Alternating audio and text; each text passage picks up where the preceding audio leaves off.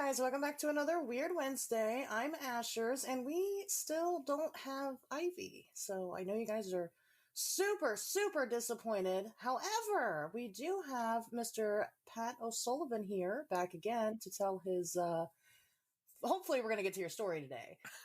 Yeah. That's what I'm shooting for. But we'll see, right? We'll see. Right.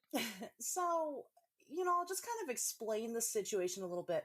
Ivy has got a lot of personal things going on in her life at the moment, so hopefully, she does fully intend on coming back. We're just not really sure when.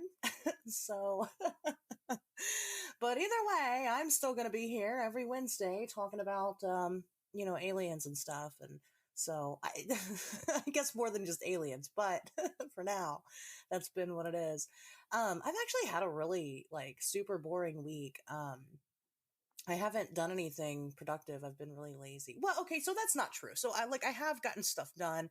I just haven't gotten anything done as far as work goes. Mm-hmm. I've just been doing a lot of I've been trying to kind of redecorate, and not just redecorate. So I've got two different filming sets that I'm building in my home. Um and one is for the YouTube channel specifically. Okay. And then the other one is for is going to be more for what people see when I guest star on certain things. Like we've got that Kids on Bikes thing coming up Okay. and stuff like that. And so I want to be able to have different sets. So the problem with building a set in your home, especially when you live in a 2-bedroom apartment, is that you also need to have it functional for your home. Right. So Jeez, I can't even imagine putting that much effort into. I mean, you're absolutely right. If you're somebody that plans on streaming, um, you should build a set, or you should put serious thought into what your backdrop is going to be. And you can definitely tell the people that do that versus the people that do not. I was involved in a streaming game for about 2-3 months, and I put zero thought into well, actually, no, I take that back. I used a screen grab from the original Leisure Suit Larry, old DOS video game. okay. And I used that as my backdrop. I used a virtual backdrop. But it was some of the people that I streamed with, had a corner of their bedroom. And it just, I think it's one of those things where you spend just a little bit of time set dressing and a little bit of time on production design, and it can really make all the difference in the world. It looks a lot better, and Right. and so it's and I'm not good at the editing stuff, so I couldn't put a backdrop because I don't even know how to do that because I'm a baby. So I'm still learning, and that just Zoom makes it incredibly easy. But if you were to use any other software besides Zoom, I could not tell you how to do it. I couldn't tell you anything. Yeah, and it's it's silly because it would probably be quicker for me to just learn how to do that than it would be to rearrange my entire fucking home. But well, whatever. You're using practical effects. Exactly. There's nothing wrong with that. Always go practical. That's what I say. But yeah, so like I said, I'm trying to set it up to where, and then that way I have a space too. So it's when I'm in my space, because when I film the show, the TV show, right, I film it in a dungeon. I'm actually in a sex dungeon that I film it at. And so when I get down there and I get in the space, then I get in the zone and I get in a character, and sure. So I feel like it would help a lot. But like I said, having it also be functional and make sense. We have to do these yearly inspections at my apartments, and they're getting ready to do mine, and they're just going to be what the fuck happened to this person? Because I have taken a very drastic change in just my decorating style in general, because I need all the rooms to still flow together, and it's been interesting. So well, depending on how many units are in your complex, I mean, you might not be the only woman with a recording studio in one of her bedrooms. I mean, let's be honest here. OnlyFans is kind of blown up right now. That's very true. You're not gonna. I doubt you'll be the only lighting kit. Yeah, only lighting kit left to work around. That's another thing I had to. So I thought they were going to come in the other day, but they ended up canceling, and I had actually had my I have a tripod that also is my lighting, and I really use it more for that. And so I had that set up because I was filming something with somebody else, and I swear to God, it was not sexual, but it was right next to my bed, and I'm like, great. Oh wow! Think they're gonna think something happened here. But I mean, And, it only depends if they're the kind of landlord, like if they're going to be assholes about it. Because I know some places are very strict about, and I have a friend that recently had issues with this because you can't like cut hair out of your apartment, right? Like there's strict like places are zoned for either residential or like business, and if you're an apartment, like you can't really run a business hmm. out of like a residential like domicile, right? So like some of that stuff like the webcam shit, you think that like, oh, like unless my landlord is some kind of like ridiculous puritan, they'll be okay with it. Like Yeah. no, there's actually like more red tape than that. I see. I was questioning that. That was like one thing that I was questioning with the show because again, I film in a sex dungeon. It is below my friend's store that she owns, and I'm like, what do I need to know about this legally? Can do I need to have her sign paperwork or what do I'd we? assume it's okay because it's already a business. You know what I mean? Right, and that's what I figure. Since it's all in her name, except the dungeon part like isn't part of the business itself. So it's like I don't know. She kind of like half lives there too sometimes. So it's like it's just all kind of a weird, a weird situation. But whatever. That's what the producer of the show is for. So he gets to Right. handle all Let that. them I don't worry have about to worry that about shit. that. Yeah, that's not my problem. I just have to explain the situation, and then he can take it from there. But yeah, I mean, so it is kind of weird, like the things when you really start getting into this stuff, just the weird little rules and all this shit that you don't know about. Like I've had to like just for the YouTube channel, I had to learn about copyright and what does that mean? What can I use? What can I not use? And it's very it's kind of ridiculous the things that you can or you can't or how hard it is to even figure out what you can and can't. And it's like, why is this so Right. difficult? Just give me a list of things that I can.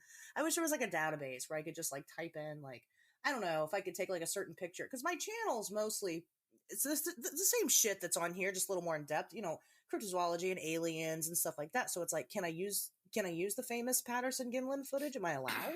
I don't know yet. So. Yeah, just ask for forgiveness if something comes up from it. When I was in a band, we used to get cease and desist letters from Prince all the time because we had to cover a Purple Rain and I Can Never Take the Place of Your Man and a couple other of his songs. Sure. And whenever they wound up on YouTube, they always got flagged immediately. I don't know if Prince has people scanning. He must have scanning Yeah, YouTube YouTube's got just a for weird algorithm anyway. So I mean, right. they catch that shit right away, and they're like, "Nope, can't do this," and it's like, okay. Yeah, so we would get cease and desist letters from Prince, and my stance was always like, "Fuck him! Like, let him take us to court."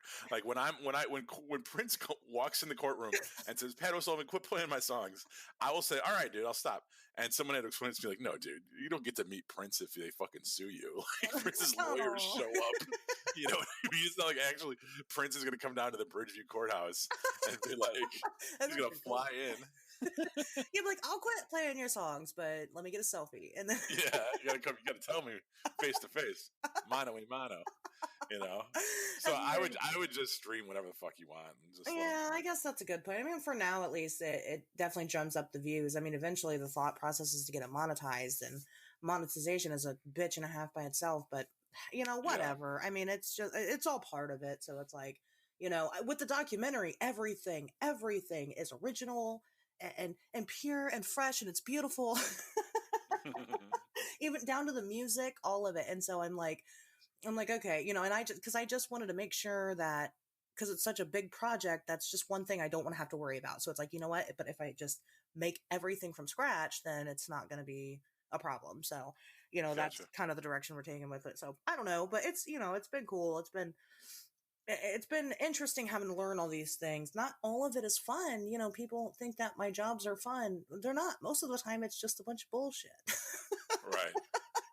Even down to like the fucking my weekly horror reviews are like, I have to go through and actually read about, the directors and the actors and the other shit that they've done. And it's like, I can't just be like, yes, watch this movie. It's great. Or no, don't watch it. It's, what I mean? Dude, It's work.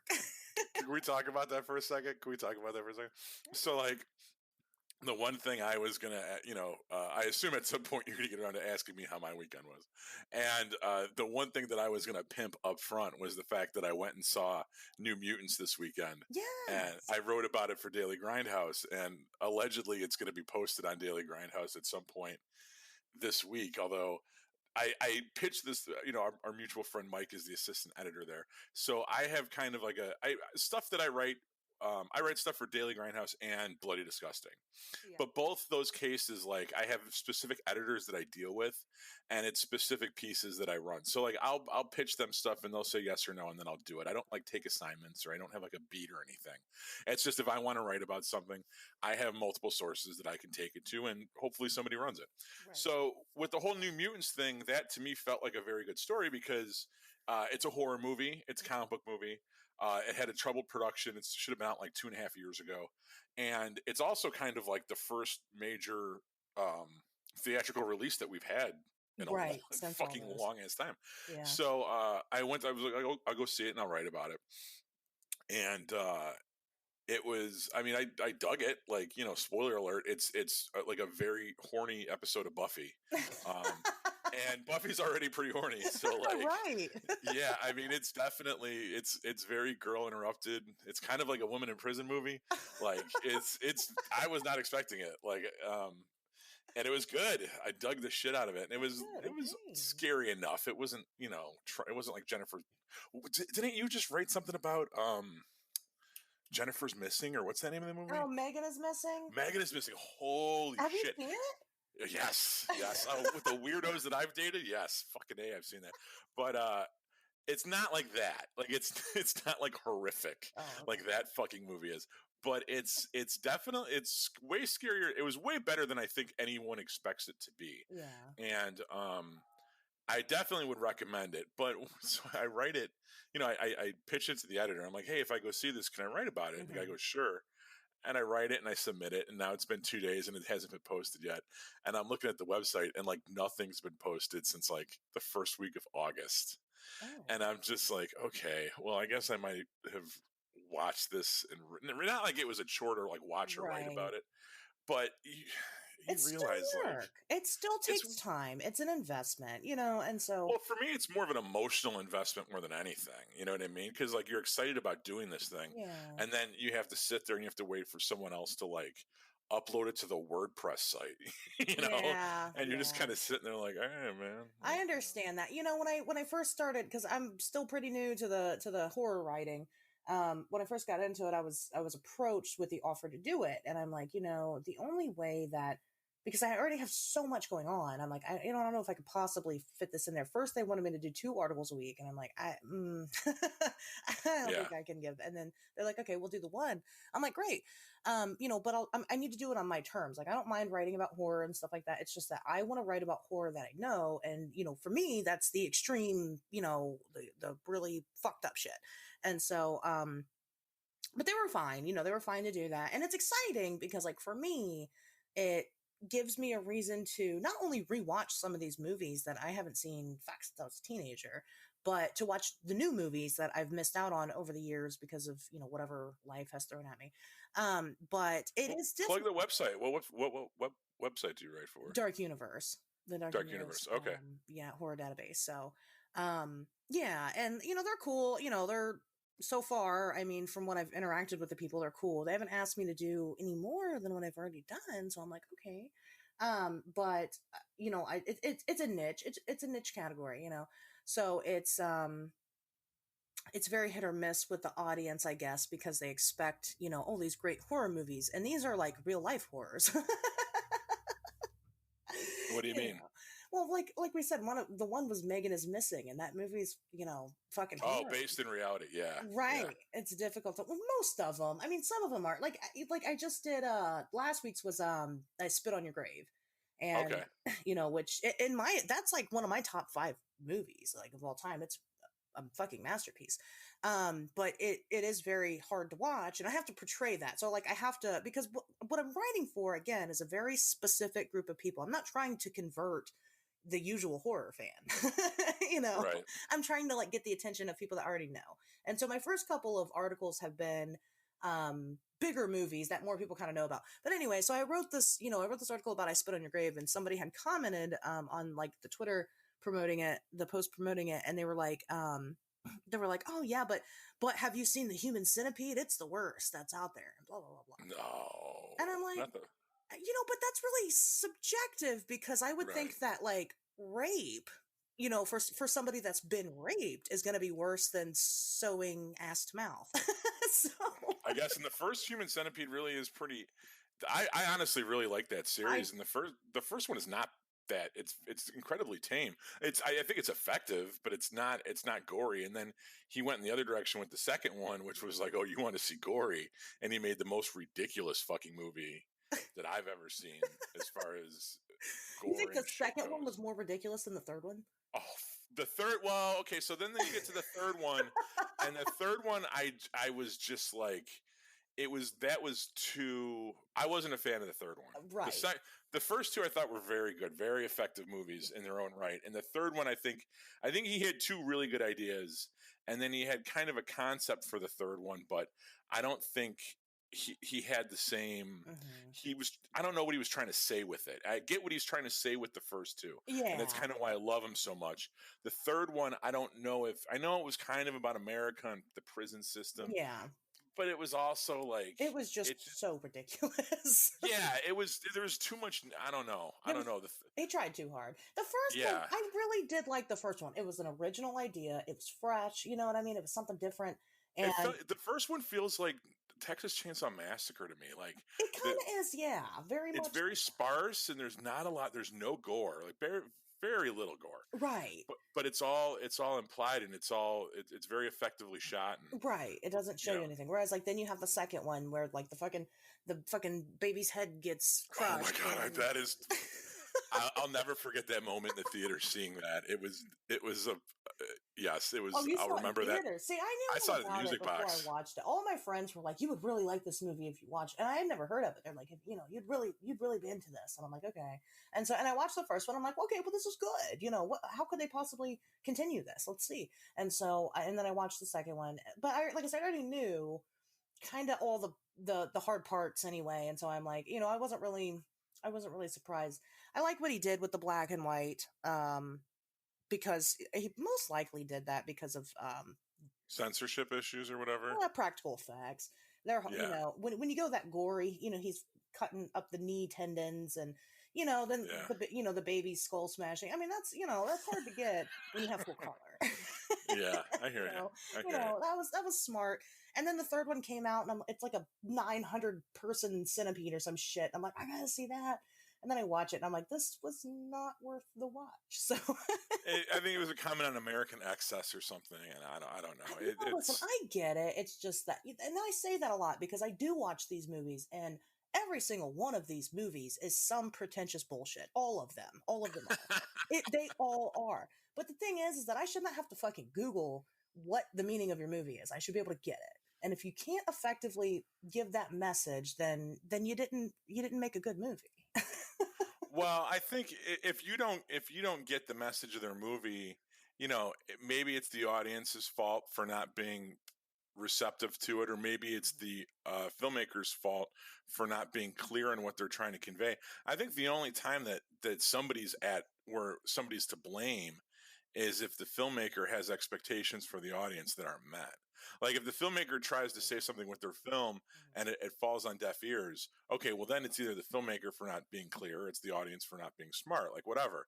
But I mean, I think if you just make something and release it, and some people get it, some people don't. I don't think you have to Google Well, yeah, you're what not a these total movies are failure, about. but It's that's the like it's thing. like song lyrics. You know what I mean? Like, do you? That's true.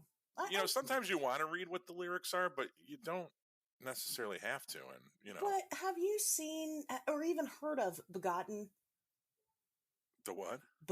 Begotten. It's like a No. black and white. Oh my god, it is the most. People are always like, "This movie's really fucked up, and you should watch it." And if you don't like it, you just didn't get it. No, it is the most pretentious ass bullshit I've ever seen in my entire life. And it's like, it's got something to do with like, it's like retelling what like the story of creation from the Bible. Okay, and it's like Mm. right, and it's like Mother Earth gives birth to somebody, and then this tribe of people come up. There's no dialogue. It's all music. It's like 30 minutes long. It's fucking horrible. Did you see? Here's a good one. Did you see Mother? I did see Mother. I did not like Would Mother. see. I thought that was absolutely brilliant. I absolutely loved it. A lot of people Um, did. A lot of people didn't like The Witch. Didn't like Lighthouse. I was like, eh. I think the performances were kind of interesting, but as far as the movie goes and shit, like I didn't really I fucking care too haven't much. seen The Witch I yet. I haven't seen The What? Lighthouse. I've heard really bad things about The Lighthouse. I have not seen Hereditary. That's kind of another one in that weird Um, category. I hear. I don't know. I haven't seen it. yeah, it was okay. I think I saw that in the theater. Yeah, I haven't That was seen that was all right. I didn't see Midsummer. Some of that stuff, it's like those A23 movies are super fucking hit or miss. it. They You know what I are. mean? They Some of them are. are really way too pretentious, and some of them are actually kind of interesting. Well, I think with Mother, I had this expectation because what I heard, somebody had described it to me as being kind of like Rosemary's Baby. And I'm like, oh, No. well, that's a great movie. So, Yeah. so I watched it with that expectation, and I'm like, okay, I can kind of see what they're talking about, but also, no, it's nothing like that. Right. So I think it's because I had that expectation already that it just kind of was ruined for me from the get go. That's why I usually, like, when I watch a new movie, I don't like to watch trailers. I worked at a movie theater for 5 years, and I always tried not to watch the trailers. I try not to talk to people about it, except for basic opinion. And then that way I can go in completely unbiased and just be totally, rocked with whatever's thrown at me. And, so like, and I find when it comes to stuff like that, again, like Mother, it ended up ruining the experience. So, Yeah, all I knew was Darren Aronofsky, and I liked Noah, and I liked his other movies. mhm. So I went in there kind of like blank slate, and I was able to kind of piece together what it was about as this, like, it unfolds kind of like a mystery before you realize what parallels it's drawing. Right. And then once I figured that out, I was like, holy shit. And then, like, as I progressively was proven more and more right, then it was vindicating. It, like, I was just intelligent enough to get Mother, like, as it like to unravel the mystery as the film was going on. And it was a great theatrical experience to me. Once again, a little bit different than Human Centipede 2, but both were like great theatrical experiences where I'm watching Mother and I'm like, I think this is about the fucking world. And then like, yep, that's Cain and Abel. Oh, there's the fucking flood. And then everything that happens at the end in his second book, it's the New Testament. And like, oh my God, it was, it was a very rewarding theatrical experience. I had a very good Good. time with that. But Yeah. sometimes you do, sometimes you don't. And it's the reviewing movie things, which is kind of why I brought this up. It's such a weird, as someone that is a creator, I feel like eventually you reach a conflict where it's like, okay, am I somebody that creates art, or am I somebody that reviews other people's arts? And maybe other other people's art, not other people's arts. I'm sorry, Their arts. but other people's arts. Or do I make my own arts? Uh, but I think some people can walk the line and do both. You can be both a reviewer and a creator, Sure. but I think more often than not, you fall in one camp or the other. And the more time you spend judging and writing about other people's stuff is less time you spend creating your own, which is why I don't like to write negative reviews. If I see something and I don't like it, I probably won't write about it. But if I see something and it lights a fire under my ass and I kind of want to, shepherd it and like herald it and get Okay. more people involved, then I'll be more likely to write about it. And, you know, um, that whole film Twitter thing in general, it's just like, I just want to. I like having it open to me, and I saw that you started working in it too, which is why I'm glad we got to talk about it. Yeah. But like, it's one of those things. It's just a toe dip. I wouldn't want to. Get I all wouldn't the mind being invited to more parties or going to see more free movies. Don't yeah. get me wrong, free movies are a good thing. Yeah. But I ain't trying to be all about that life. It's not terrible. I felt like it was just a good bridge between like what I already do with my Freudian studies and then Okay. putting it together with my horror, I don't want to say persona because it's all me, but my horror community, because I've got these different, we've talked about like my different fans before, and they're all Mm-hmm. and there is some overlay between them, but not always. And so it's like I figured doing the extreme horror reviews would make sense because I'm talking most of the time about like real life, topics in those movies and stuff like that. Mm-hmm. So, but I try to stay pretty unbiased. Like I didn't like, I didn't really like Megan is Missing. But I delivered, on the aspects of like, given the premise of like what's it about, what to expect as far as the, extreme side of it goes. And then, wrote why I personally didn't like it. But one thing that I did find, and this was kind of why I chose this one to review, was that all the movies I had reviewed so far, even if I didn't like it, like I did Dead Girl, and I wasn't a huge fan of that one. It was different, but I didn't like the ending. Anyway, I was still like, I was too nice about it. I'm like, you should watch this movie. You should still watch it at least once. And it's Well, you like, like sexual, you like a lot of I sexual needed to violence pick in your something to movies. where I could be like, Hello? I like a lot of sexual violence in my life. So, I mean, Well, there you go. can you hear me? Life imitating art. Are you there? Yeah, Yeah. yeah, yeah. So I don't know. It's yeah, I guess. I like the extreme violence. I really like the art of taking it and like making it, because again, usually they do have a double story. You've got the actual plot of the movie, and then you've got this weird pretentious bullshit and it's about something else, so it's and I like how they put them together. I think that that is absolutely fantastic. I like that people get pissed off about these movies. Cannibal Holocaust is my number one favorite movie of all time, and mostly it's because of um the clout it got. I mean, quite honestly, people are so mad about it. It upsets them so much. It's so repulsive. But guess what that means? That means that the director did their job effectively. And so I think it's a very beautiful way to create art, frankly. I mean, but I like my regular stuff too. Don't get me wrong. I like a little, Mm. just a little regular horror movies.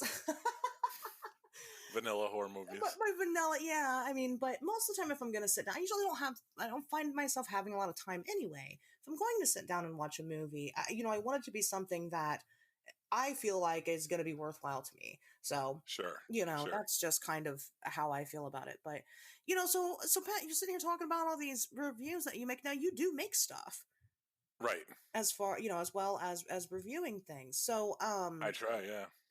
let's kind of switch gears a little bit. We're gonna focus on you because I want to get to the story. Well, no, we'll get to it. So, I mean, I think that the best way to kind of segue into it is, I mean, definitely we could talk about my filmmaking at some point, but is you had I don't know you popped up on my Twitter feed, and I think it was because of either a mutual friend, Mike Vanderbilt, Yeah. or we had mutual friends, people that type of thing. And you were trying to get the Mothman documentary off the ground, and you were looking for people to submit paranormal stories. Yeah. And as we kind of touched upon And for last, people to work on it as well. right, right. So that's kind of like how we started talking. Was I was volunteering some of my editing skills, and when in the realm of paranormal stories, I mean, as we saw like from last episode, like I have a few in my back Sure. pocket, and I got a few more. So it was one of those things where we just kind of started swapping emails and stories, and I had told you about a series of alien encounters from my childhood. And that's kind of what dovetailed into me being a guest on your show for these Right. past two episodes, right? So how to kind of start telling that whole thing? It's weird because stuff like this you never know where to start, because any point in the story that you pick, there's inevitably something that happened before that you could reference it, right? It's like you almost have to start with the day you were born. Yeah, that's true. You know what I mean? Like there's always like, well, but then this happened, and that's what kind of led into this. And so this has definitely been like a through line throughout my entire life. And I think the easiest way to kind of like the cornerstone that we should probably lay is that I definitely grew up in an environment where the paranormal and the Fortean was somewhat commonplace. And that is just kind of the byproduct of growing up in the 80s in the middle of the new age movement and having parents that were ex-hippies, and kind of just Kennedy being the Kennedy assassination, right? Yeah, Like for yeah, starters, that's a right? big thing. People that are our age, our parents were kind of grew up in that time, and Right. if you grew up in a household where they believed there was a conspiracy or something, then you were kind of taught from day one that the government lies to you, Well, the Kennedy right? assassination was really the first big event where everybody questioned everything, I think. Sure. And my father being a Vietnam vet, my mom being an anti-war protester and stuff like that, and her being a young woman coming of age in the 60s and 70s was part of that counterculture movement. They both held down jobs. I mean, my father was a Chicago police officer, my mom worked for the city of Chicago for 30 years, so they weren't like these like derelict radicals or anything. I didn't Right. grow up on the run, but I definitely grew up in a household where hey, the Vietnam War was bullshit, we probably killed Kennedy because he was trying to pull us out. later on, when my parents would kind of split, my mom dated a guy that was a psychic for a couple of years. And maybe dating's the wrong word to use, but she was friends with him, and he would be over at her house, and they used to have psychic parties, kind of how you would have like a tattoo party or something, right?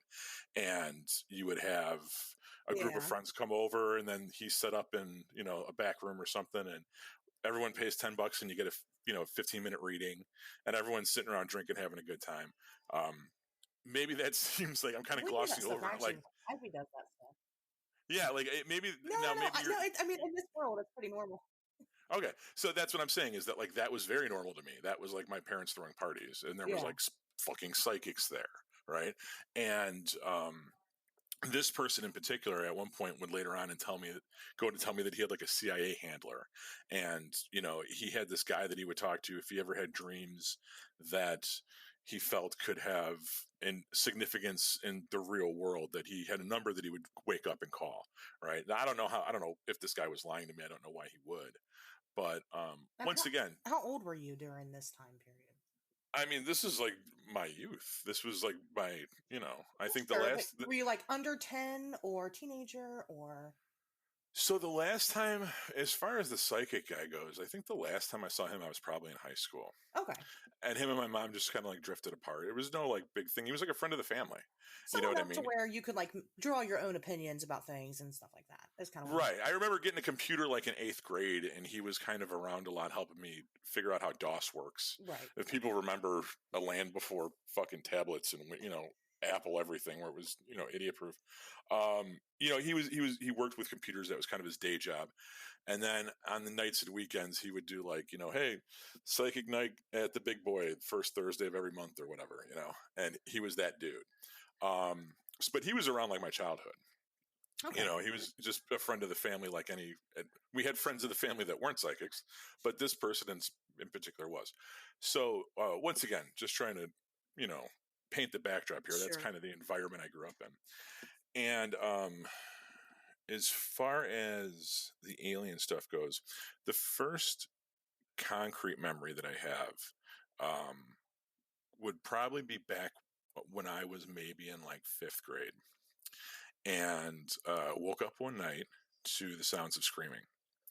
And I ran into my parents' bedroom, and my mom was awake and screaming, like, terrified. Sure. And in the room were 2 grays, and pretty stereotypical. Right. Well, They were grays. taller. Okay. They weren't kind of the short ones that you see sometimes, or you hear about or whatever. Taller than people or people size, like regular? Adult size. Okay. And wearing all black. So it was like, so they weren't like all gray. It would be like if they had some kind of like skin tight suit or something on, Like a morph and then or something. yeah, and then Yeah. like the exposed head. Okay. And I remember them looking at me and communicating with me and saying that I wasn't supposed to be here and that I wasn't supposed to see any of this. However, they were going to tell me something, and I wouldn't remember it, but I would remember it at a later date when I had to. And I sat down on the bed, and I remember my mom coming up behind me and kind of like holding me, like protectively from behind, and her being very upset. And then that was it. And woke up the next morning, and there was a report on the news. In fact, I was going to try to look this up because I want to say it was around Super Bowl time, but it was there. I remember there was something on the news about a UFO sighting in Wisconsin, and I live in Illinois. Yeah. Chicago. There was a UFO sighting in Wisconsin the night before, and I remember eating breakfast and hearing this, and like looking at my mom and being like, "Huh," and like that, and that was it. I never talked to her about it directly for a while. I mean, that's another part of this that we're not going to get into right now. Sure. But it was one of those things where it was just kind of, it was weird. and I don't. I think even at the time, I debated whether or not it was real or not, Okay. because if I Which had makes sense. That's actually pretty typical. run in, and that's the problem with the abduction mythos in general, is that if I had run into that bedroom and seen Frankenstein standing there, we wouldn't be having this conversation right now. If I had run into that bedroom and seen, you know, Right. fucking Freddy Krueger standing there, we wouldn't be having this conversation right now. But because what I saw Yeah. um, was took on the form of your typical alien, then it's suddenly, well, maybe it is a dream, but maybe it's not. Maybe it was just a nightmare, but maybe it's not, because it kind of seems like a nightmare when they come in the middle of the night and blah blah blah blah blah. So it definitely, I've kind of been skeptical of it from day one. Um, Sure. so much so, in fact, that I don't want to say that I repressed it, but it didn't bother me. I think like within probably a day or two, it was almost completely forgotten. I went on about my life. Um, Did you tell anybody about it immediately after? Friends or, anything, or that you remember even? Probably not. Okay. Probably not. But I do, but one of the things that I remember is that I can look back at my childhood now and be like, when I woke up and I ran into that other room, I had grabbed a baseball bat and brought it with me. And I I kept a baseball bat next to my bed. Okay. And that was something that I did from a very young age. I used to have like a plastic like pirate sword that I would sleep in bed with me. I don't know why I did that, but I did that from a very, very young age. And I have kids now, and I know the kids don't normally do that. But it was Yeah. something that I always did. It was something I always felt the need to do. I always felt the need to have like a sword nearby, or a weapon, or a bat or something. And I didn't grow up in an abusive household at all. 100%. I was never physically abused. I never, I saw parents and family members get drunk, but we're fucking Irish people on the south side of Chicago. Like, that was Yeah. nothing out of the norm, nothing that was any different than what was happening, like, next door. Right.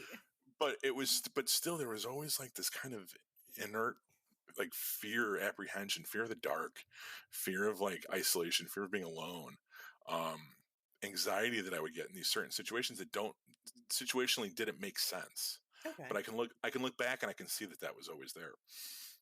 The next time something happened of note would have been probably, and I'm going by like, we moved like 3 times during my childhood, so I'm going by like what house we were in to try to like gauge how old I was. The second thing I remember was probably a couple years later, and it was what people would describe as an episode of Missing Time, where I was alone. It was probably like a Saturday night, and I was sitting up watching TV, and within the blink of an eye, 3 hours passed. Okay. And I don't mean I fell asleep. I don't mean that I was getting drowsy and I nodded off. None of that. None of that. It was so much of a time jump that, I remember I was probably watching Kids in the Hall on HBO or something. Mm-hmm. And then boom, I'm sitting there. Go ahead. MTV's on, and it's the fucking Red Hot Chili Peppers Soul to Squeeze music video. Like, and I remember that fucking music video. Like, it was like that. It was just like, boom, time had passed. And so much so that it really kind of jarred me and freaked me out. But once again, we're talking about late at night. It went from 11 o'clock at night till 2 o'clock in the morning, or 2 o'clock in the morning till 5 o'clock in the morning or something. Whatever. So could I have just passed out and been more tired than I realized? Yes, I could have. No. But it didn't feel like that. You know what I mean? Right. I mean, I've fallen asleep on the couch before. I know what that's like. I don't remember every time I fell asleep on the couch from my fucking adolescence, because it happened so much and it was no big deal, and it made sense when it did. I'm telling you, this time it didn't fucking make sense. It was weird. It was different, That is really so. When you kind of came to, I mean, what did you have any initial thoughts? So you were just like, "What the fuck?" What the fuck happened? It was incredibly jarring. I thought I had rolled over on the remote. I thought the TV channel had just changed. Because that's how it was. And then I realized that like fucking 3 hours had passed, and I was like, holy shit. It was like a seismic fucking shift.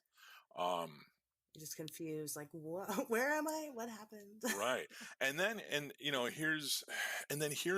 what happens is, what always happens is you get freaked out in the moment, you get terrified, and then you're just kind of like whatever. You know? And you go back about it like, Well, I'm that's true. Well, I'm someone I've had night terrors my whole entire life, right? Sleep paralysis, and I mean anyone that's had that knows exactly how what I'm talking about because in that moment mm, you are fucking convinced that your life is about to end. You're convinced that like the some unholy terror is right behind that closet door and it's coming for you, yeah, and there's nothing you can do about it. You are in the most fucking fear and panic that you've ever experienced in your whole entire life. And then what happens? It passes and you fall asleep and you wake up the next day and it's fine. You don't even think about it. never happened. That's true. You wake up, you take a shower, you take a shit, you go to work. And that's what's so crazy is that we can be in these fucking situations that are so stressful and so terrifying. Yeah. And in that moment, we're just like out of our minds. And then how quickly, like we almost welcome the return of reality. And the quicker things go back to normal, the calmer we feel and the better we feel. And then, okay, and we go about our lives. Well, and that's exactly what Keel says about these weird experiences is that your mind will quickly when you see a UFO, instead of being like oh my god that's a UFO, instantly you're like it's an airplane. You're going to go to the most logical explanation because of the fear of what if it's not an airplane or whatever it is. Right. What if you didn't just see a bear in the woods and it was actually Bigfoot instead? You're going to be like, oh, it's a bear. But and you're going to convince yourself of that instantly. It's the first thought your mind's going to go to is something that you already know and can conceive because it's familiar to you.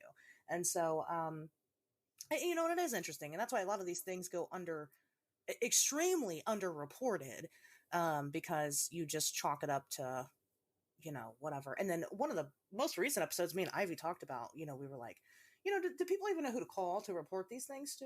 Do you know? I had been in counseling most of my life, Yeah. off and on, just because we had a couple friends of the family die when I was like in third grade, and my school offered free counseling for children that came from troubled homes, which I didn't, but I was it was this resource that was there, right? It was this guy that Sure. came in, Roger, once a week, and I instead of recess, I went and I talked to him and I wrote letters to dead people and whatever. Sure.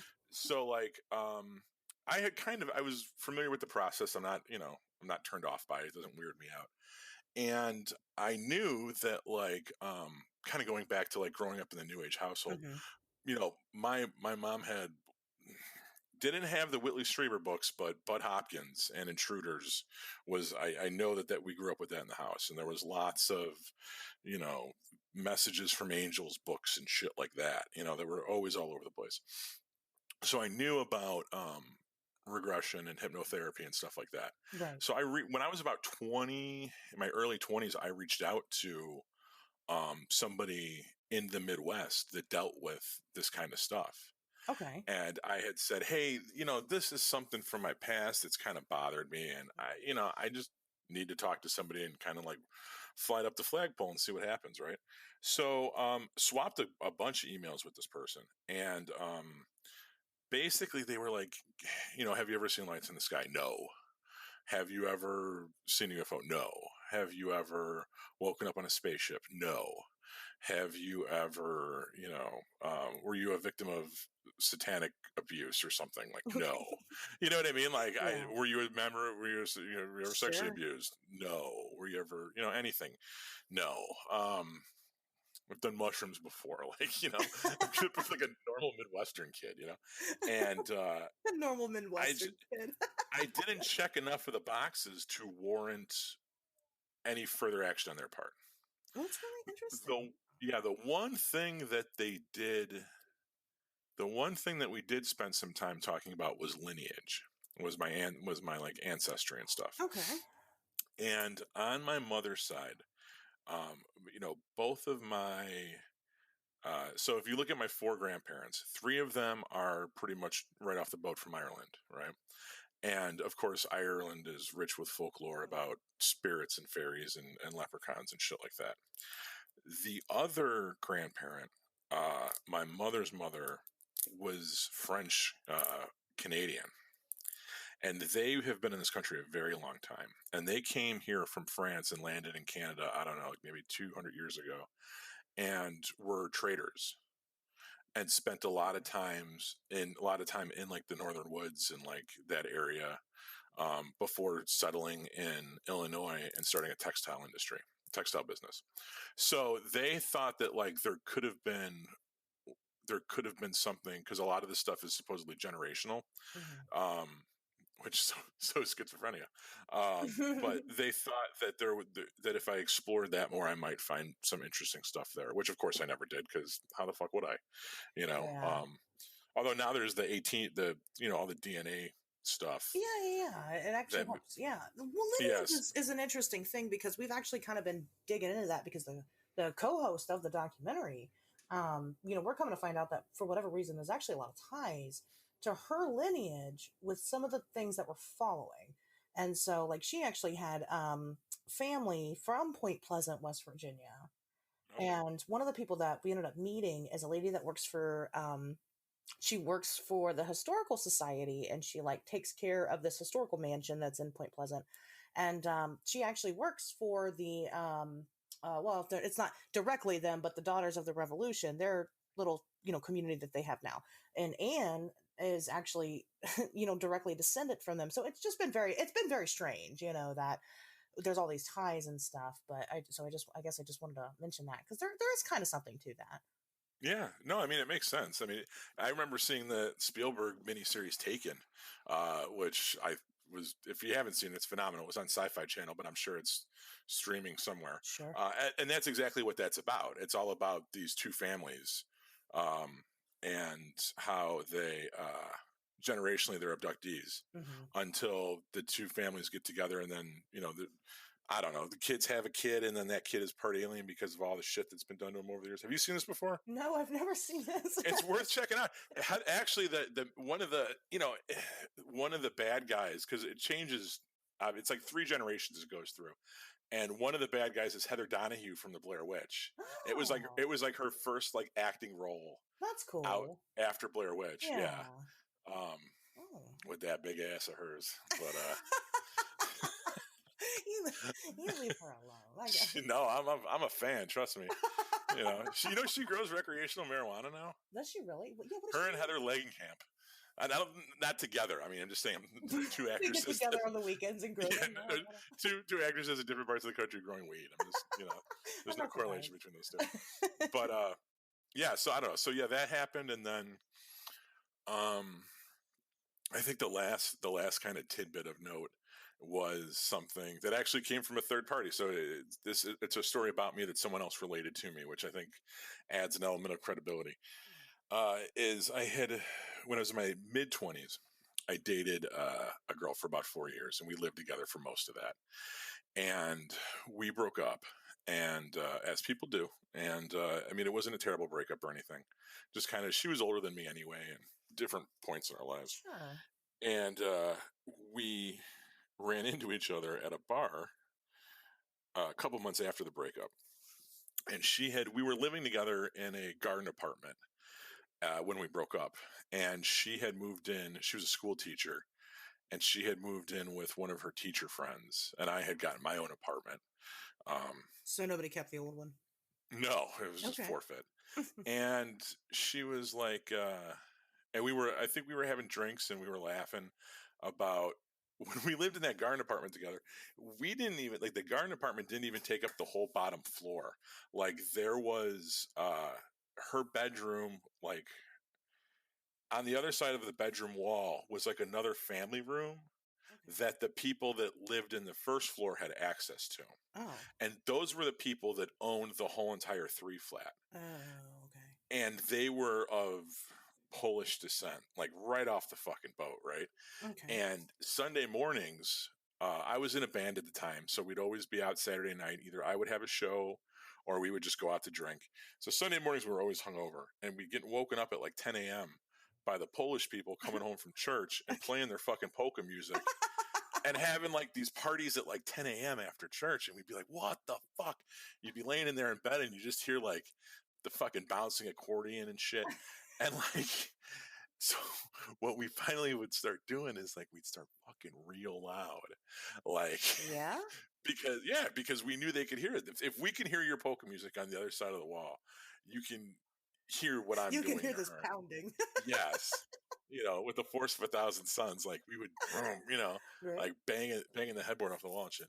And the music would stop, and and they would leave the guard department, and they'd fucking go hide upstairs and pray for us, probably. So, we had met up like after the fact, and we're like, or this, so we broke up. We run into each other in a bar, and we're laughing, and we were probably laughing about the apartment. And she goes, "Yeah, I'm just glad to be out of there. Like, I hated that fucking place, and um,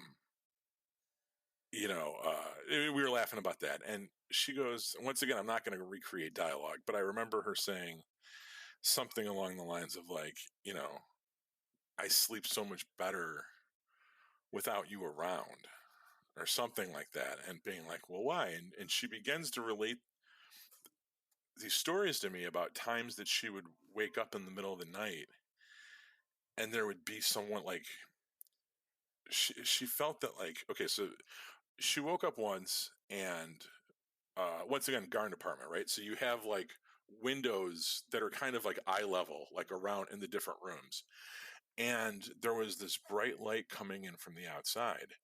And if we were in the front room, that would make sense because it was street level. But where we were in the bedroom, it was like we were facing like another fucking three flat. So the light's coming in, and at first she's like, someone's car light, and then she's like, wait a minute, like, no, like we're in the bedroom, and then that's the wrong wall. You know what I mean? So then she sits up and she looks over, and the light's coming through, and there's somebody standing like in the light, and she thinks that it's me. Okay. Okay. And she's like, what is he doing? Like, is he drunk and pissing in the hamper again or something? And then she looks down and she sees that I'm laying right next to her. Oh. And she said she just laid back down and rolled over and went to bed. And Because that that's was one it. of those things. Your mind's gonna go to this has to be something logical. Right. And then that was it. And I was like, how many times did that happen? And she Right. was like, a couple. And I'm like, why the fuck are you telling me now? Right. Like, Why what? didn't you say anything? And she's like, I don't know. She's like, I never really thought about it. Like, yeah, it was weird, but whatever. I just figured that I was dreaming or fucked up or something. And I was like, okay. And once again, maybe she was, but that was something someone told me about this, about. Did you have issues sleeping after that? I mean, Going home and being like you go, like your head hits the pillow and you're like, fuck, that bright light's gonna come in.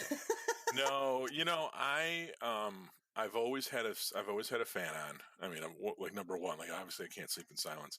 Um, you know, so I moved when I moved out. I lived at home, and then I moved out when I was probably like 20, and I always had roommates. Okay.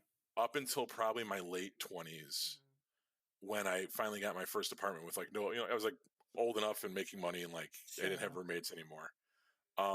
But then I realized very quickly that I didn't like that, and Yeah. I would I would have girls over all the fucking time, to the point where like I didn't even like really like some of these people, but it's Oh. like I couldn't. It would like freak me the fuck out to sleep alone. Like I hated it. It was like to that level of isolation. It was like the kind of creeping terror that sets in is like, I don't know. Either what I think, as far as our listeners goes, look, either you know what I'm talking about or you don't. And if you don't know what I'm talking about, good for you. But if you know what I'm talking about, like, yeah, motherfucker, it's like that. You know, And yeah, yeah. now that I'm older, like, I'm married and like I have children, so it's nice because I'm not really alone a lot. But sometimes I am still. My wife was from out of town, and she'll go back to where she's from and stuff. And you know, I still have it to this day, and now I have a dog, so it's like there was one time where like my dog it was just me and the dog, and I had kind of eaten too much of an edible, so like that didn't Oh, no. fucking help things. And I'm sitting here and I'm like laying in bed, and like all the lights are on in the whole entire house. ADT is set, the alarm is set. I have my fucking samurai sword in the bed next to me. All the lights are on. TV's on in the other room. Parks and Rec is on a fucking loop. and I'm still, I can't go to sleep. Fans are on, everything. And I hear something and I sit up, and then the dog sits up. And I look at the dog, and the dog looks at me, and I'm like, oh shit. I'm like, does he hear what I hear, or is he reacting to me? You know what I mean? Like, is the dog onto something, or is the dog just freaking out because I'm Yeah. freaking out? And then, of course, you got to get up and you got to search the house from top to bottom, and it's absolutely nothing. And then, you just drink yourself until you pass out. I mean, it's, Yeah, I understand that. Yeah, yeah. I'm not a big fan of being alone either, but I think mine's just more of a psychological. I'm just fucked Well, up. So. maybe it is. That's 100%. I mean, 100%. I All can the, track mine and know that it is. You know what I mean? Whereas, like, I yeah. can't account for yours, Pat. I don't know. You seem relatively normal. I'm high functioning. I think is what we call it at this point. High functioning. You know. Yeah, I mean, you seem all right, compared to some of the shit I've seen, but Well, and that's the other thing too, is so this is like a relatively mild case. It's probably like perfect. No offense, it's probably perfect for your podcast. But like, I think if you look at the people with the more involved stories, you're like, well, damn, why couldn't I have a fucking smoking gun like that? But then you're like, but some of those people are fucking crazy, they and are. it's very apparent that they're crazy. And Yeah. I'm not. Like, I've been, trust me, they have put me through the fucking runner. Like, I've been Well, checked the out. first time you and I ever talked, one of the first things you said to me. Well, actually, it's more like the last things you said to me. You were like, "Man, it's such a relief that you're not like totally insane." Well, how much of that dominates this? You know what I mean? And I This agree. field. I Yeah. agree. It really does, and you really have to go into everything. Like it's weird, but you have to go into every situation that you research with a very, very open mind, but also a lot of skepticism. And Sure. so it's, just one of those things where you have to make sure that you are still keeping, your wits about yourself. And then sometimes, but then like you find yourself researching things and like starting to believe in things. And then you have to like kind of stop and be like, am I going insane? Am I turning into one of these people? Or is there actually something to this? I don't know. So it can be tough. It's very exhausting. And when you actually go back and like look at previous researchers, I mean, they all question their sanity. They kind of go crazy. They're not really crazy from the jump. They kind of end up going crazy or going mad. Even Einstein struggled with depression hard. And he was a Yeah. very brilliant man working on novel ideas that everybody was like, what the fuck are you doing? But it drove him nuts. I mean, it really did. And, it kind of does that. So I don't know. Like, one of the first things I had to accept when I got into this was that, I could go crazy trying to find answers to things that I'm not even capable of understanding. So, Well, I think my whole where I'm at with this, like today, and I know I kind of last week we were talking about how I thought disclosure was kind of all bullshit, and yeah. that this is all, the lights in the sky and all that. That's the product of a secret space program, Yeah. terrestrial space program. Right. I don't necessarily draw hard hard connection between anything that I experience to outer space Hmm. per se. You know what I mean? I don't see that. Um, I doesn't mean that I don't think it was real, but as far as their connection to like other planets, like no, And I think like the fact that I suffer from sleep paralysis, that doesn't fucking help. You know, I know a lot of people that suffer from that get into the whole shadow person Yeah. mythology and all that, and I don't, maybe, but maybe it could be when you don't have your glasses on and the lights aren't on, you see shit in the fucking room. Like, it doesn't mean that it's real. It just means that, that's what your eyes do. Your eyes play tricks on you, Yeah. That's true. That's true. and sleep paralysis is what it is. And I've had it so much that like I can 100% verify that my sleep paralysis is like physical, you know what I mean, or Yeah. biochemical or something. Right. There's no I get it in the afternoon when they're in. If I take a nap on a Saturday, I get it sometimes. Yeah. Honestly, that's when it happens to me most of the time, is during the day. Yeah. Which, if you believe, which the explanation of what it is you're kind of asleep, but you're in this weird. You don't completely go under. You kind of like bounce Yeah. on the fucking surface of sleep, and it creates this weird. Dude, that happen. That's what I mean. Like, I have it happen to me so much in like perfectly benign circumstances that I can't believe that like sleep paralysis is like the hag coming for me or shadow people trying to steal my fucking soul or something like that. You know. That's kind of why I have like that's why Anne is the co-host of the documentaries, because Anne has a lot of skepticism, and the first thing she said was that she does not believe in the Mothman. And you know, but even Anne has had her world rocked because we've had some very strange and questionable experiences. But she still brings to the table very logical explanations about things that make sense. And so, whereas like with me, I'm kind of more of a, you know, I like to operate on a 1% chance. If there's a 1% chance that it exists, I'm going to entertain that idea. And, you know, so I'm kind of more of a spacey, you know, kind of like to believe it all kind of person, you know. But like I said, with Anne, she's got more of the, you know, that it can't be it because it's this, and that helps because it helps draw my perspective. So I don't think it's a bad thing for you to have skepticism. I think it's actually very smart to have that, because otherwise, you know, I've met other people that are just so intent that everything means something that they'll never draw a conclusion to anything specific because it doesn't make sense when you do it that way. There is no logic to Well, it. I attribute part of that to just being or having been a nihilist punk rock kid in my teenage years, to where nothing fucking matters and entropy Yeah. is going to claim us all anyway. So fucking burn it all. Who gives a shit, you know? So that, yeah, I have a hard time believing I'm fucking star Jesus or whatever, you Yeah. know, whatever Um, these people like to fucking tell themselves. Like you know, maybe I don't know, but I still have to go to work tomorrow, so fuck it, you know. Um, I don't I'm know. not tax. I haven't reached tax exempt status yet, um, but For Jesus, I, finish I me, I don't don't pay my rent. I don't see it as skepticism, because skepticism means you're like, I don't know. And how I feel is, oh, I do know. And the answer is no. You know, it's like, I don't, I think that well, you're right. I guess I don't know when it You're comes to open. this, So you're open to the these batch of idea. experiences. Yeah. And I'm willing to bet that they weren't entirely imagined, but, you know, at the same time, I don't necessarily think that the cookie cutter standard UFO abduction narrative that's out there applies to this, because like I said, I've never seen the inside of a spaceship. I've never seen lights in the sky. No one ever. I don't think I have implants in me or anything.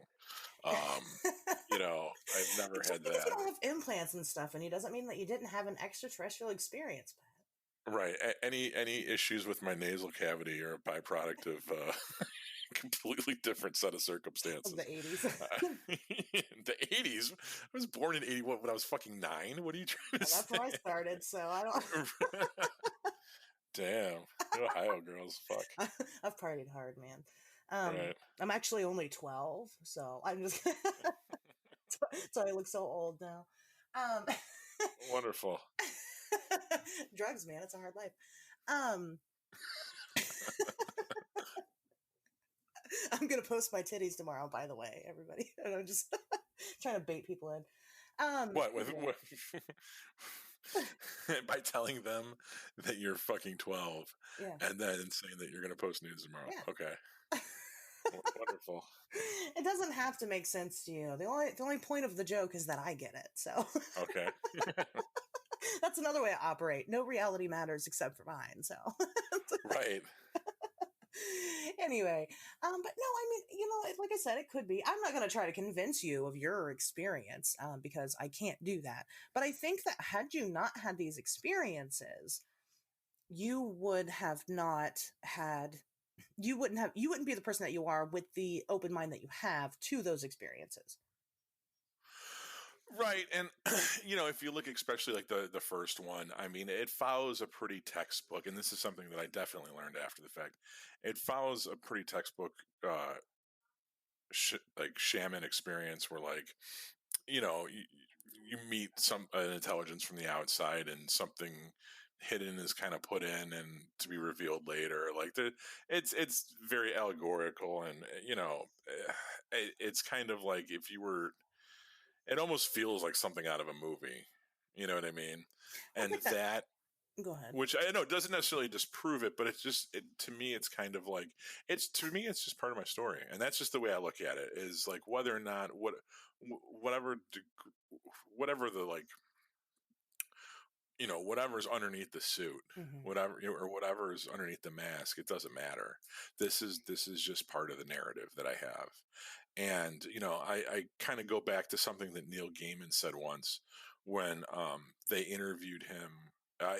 They had asked him if he was a Scientologist because there was Mm. there were rumors that he was or something, and he went on record. I'm actually going to read this quote, and then we can actually end with Okay. this if you want. Sure. If you want to give me a second to pull it up.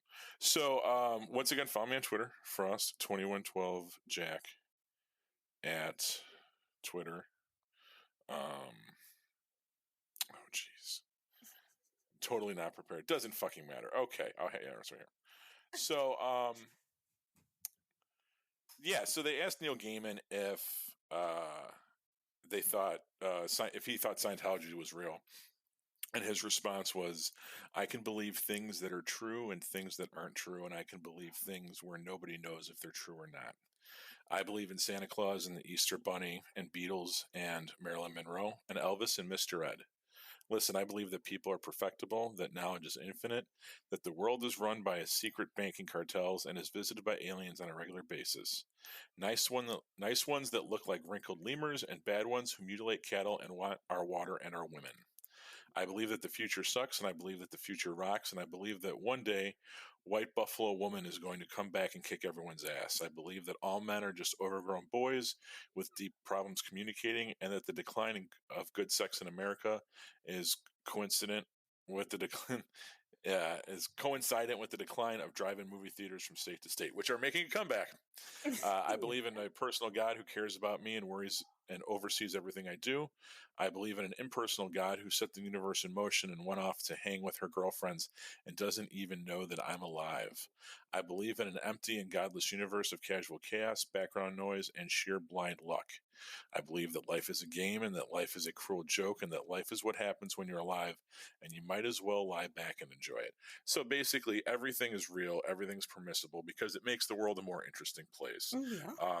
I 100% choose to live in a world full of magic and demons and aliens and gods and all kinds of stuff and conspiracies because if I didn't, It'd be fucking boring.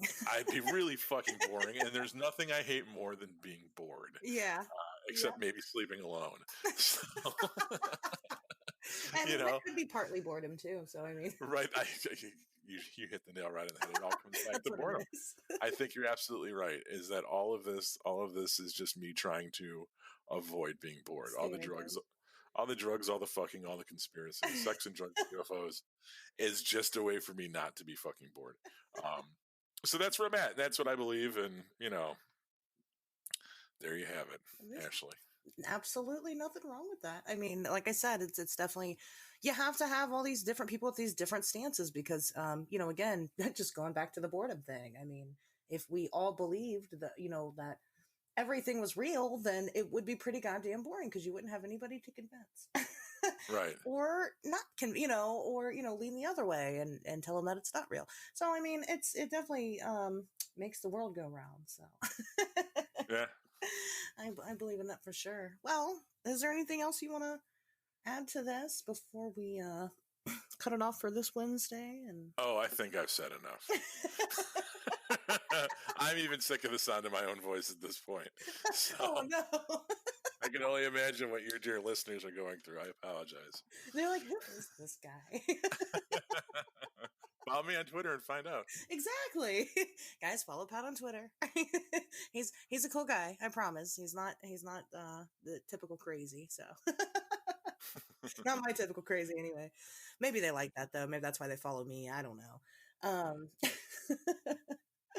Anyway, all right. Well, that was that. I'm trying to think if there's anything I need to plug this week. I don't think so. Nothing yet. Do we know anything about the kids on bikes yet? No. I really do need to get started on that though. Okay. So we'll do that soon. We'll talk about that when it's time to talk about that. But today is not time to talk about that. So, all right, guys. Well, we'll see you next Wednesday. Take care.